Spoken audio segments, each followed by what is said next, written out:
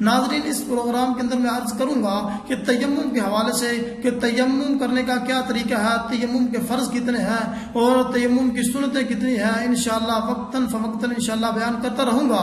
تو آج اس پروگرام کے اندر سب سے پہلے میں جو ہے تیمم کے جو فرض ہے وہ انشاءاللہ بیان کروں گا، کیونکہ تیمم کی بھی بہت زیادہ ضرورت پڑتی ہے۔ انسان بیمار ہو، وضو نہ کر سکتا ہو، انسان جو ہے اتنا مرض بڑھ جانے کا خدشہ ہو یا مرض دیر سے صحیح ہونے کا خدشہ ہو، اسی طرح جو ہے انسان کے عضو کو کوئی زائل ہو جانے کا خدشہ ہو تو انسان وہاں پر تیمم کر سکتا ہے، تیمم کر کے نماز ادا کر سکتا ہے۔ اسی طرح اگر پانی موجود نہ ہو، ایک میل تک پانی ہو تو اور انسان جو غور و فکر کرے، پانی کو تلاش کرے، پانی کو تلاش کرنے کے بعد پانی نہ ملے تو پھر وہ تیمم کر سکتا ہے، تیمم کر کے اپنی نماز ادا کر سکتا ہے۔ اس لیے ان مسائل کی بھی ہمیں بہت زیادہ ضرورت ہے۔ اس لیے سب سے پہلا جو تیمم کا فرض ہے وہ ہے نیت کرنا، اور اس کے بعد جو دوسرا فرض ہے وہ ہے پورے چہرے کا مسح کرنا، اور اس کے بعد دونوں ہاتھوں کا، تیسرا جو فرض ہے دونوں ہاتھوں کا کلائیوں سمیت مسح کرنا۔ اب ناظرین یہ ہے تیمم کے 3 فرض۔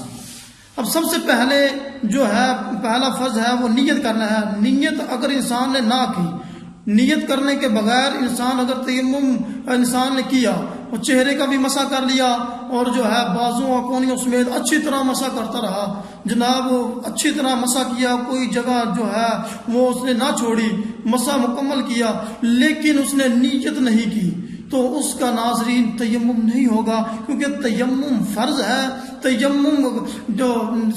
نیت فرض ہے۔ اگر نیت ہوگی تو جو ہے تیمم آپ کا ہوگا۔ اگر آپ کی نیت نہیں ہوگی، چاہے آپ پورے چہرے کا بھی مسح کر لیں، دونوں ہاتھوں کا کوہنیوں سمیت مسح کر لیں، تو آپ کا جو ہے اس طرح تیمم نہیں ہوگا۔ آپ اگر نیت کریں گے تو آپ کا تیمم ہوگا۔ اسی طرح ناظرین کہ جب چہرے کا مسح کرنا ہے، میں نے عرض کیا تھا کہ جو چہرے کا مسح وہ وضو کے اندر میں نے عرض کیا تھا چہرہ کتنا ہے، جہاں سے بال جمنا شروع ہوتے ہیں وہاں سے لے کر ٹھوڑی کے نیچے تک، ایک کان کی لو سے لے کر دوسرے کان کی لو تک یہ چہرہ ہے، اس کا مسح کرنا ہے۔ اس طرح مسح کرنا ہے کہ کوئی جناب جگہ جو ہے وہ نہ رہ جائے مسح کیے بغیر۔ اگر کوئی بھی جگہ رہ گئی تو آپ کا اس طرح جو ہے مسح نہیں ہوگا۔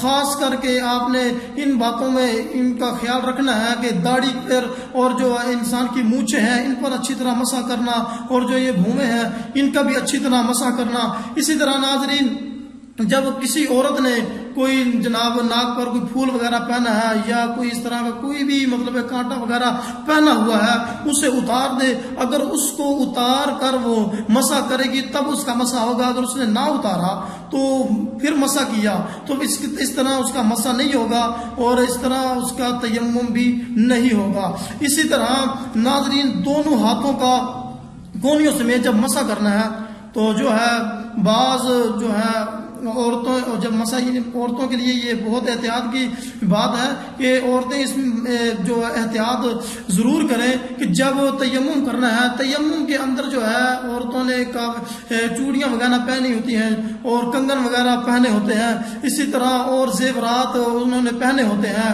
تو جب وہ مسح کریں گی ہاتھوں کا تو وہ کنگنوں کو اتار دیں یا چوڑیاں وغیرہ ہیں جو بھی کچھ زیورات پہنے ہوئے ہیں انہیں اچھی طرح اتار دیں، اچھی طرح اتار کر تو پھر اس کا مسح کریں۔ اگر آپ نے کنگن وغیرہ پہنے ہیں یا چوڑیاں وغیرہ پہنی ہیں تو پھر آپ نے مسح کیا تو اس طرح ناظرین آپ کا جو ہے مسح نہیں ہوگا۔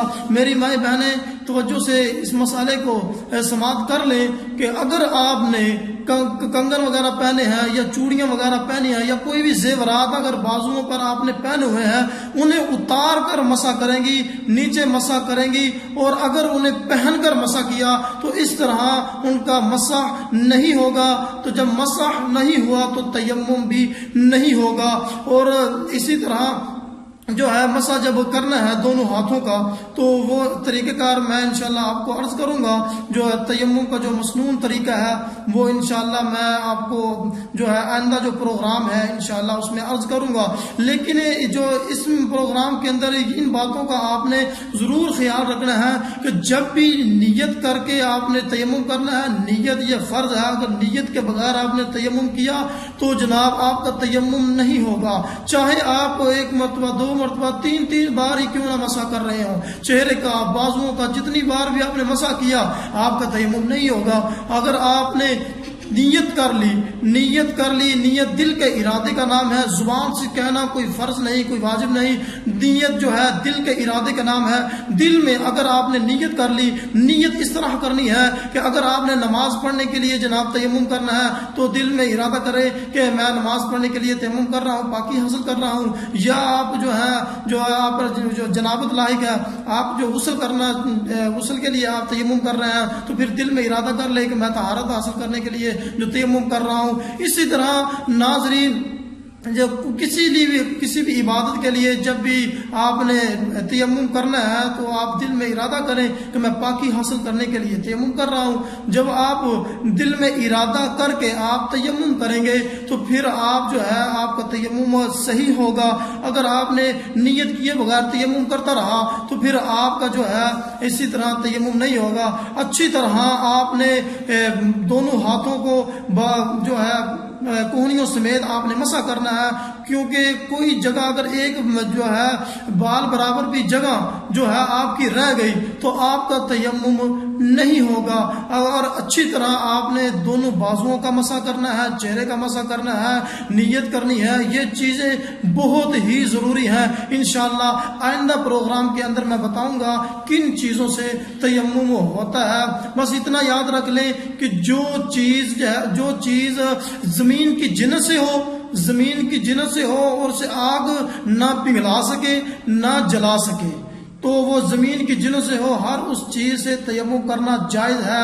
جیسا کہ پتھر وغیرہ، ریت وغیرہ، چونا وغیرہ، مٹی وغیرہ، جو اس طرح کی چیزیں ہیں، جتنے بھی چیزیں ہیں ان سے تیمم کرنا جو ہے یہ تیمم انسان کر سکتا ہے. اس طرح بھی ہو سکتا ہے کہ کچھ چیزیں جو ہیں زمین کی جنس سے ہیں لیکن ان سے تیمم کرنا جائز نہیں ہے. مثال کے طور پر کوئلہ ہے، یہ زمین کی جنس سے ہے، زمین سے نکلتا ہے لیکن آگ اسے جلا دیتی ہے، آگ اسے پگھلا دیتی ہے تو اس سے تیمم کرنا جائز نہیں ہے. اسی طرح جو ہے سونا، یہ بھی زمین سے نکلتا ہے، بسا اوقات جو زمین سے نکلتا ہے تو اس سے بھی تیمم کرنا جائز نہیں ہے کیونکہ آگ اسے پگھلا دیتی ہے، آگ اسے جلا دیتی ہے.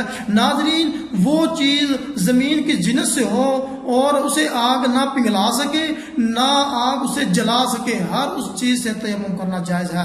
اللہ تعالیٰ کی پاک بارگاہ میں دعا ہے کہ اللہ تعالیٰ کی ذات ہم سب کو عمل کرنے کی توفیق عطا فرمائے. اللہ پاک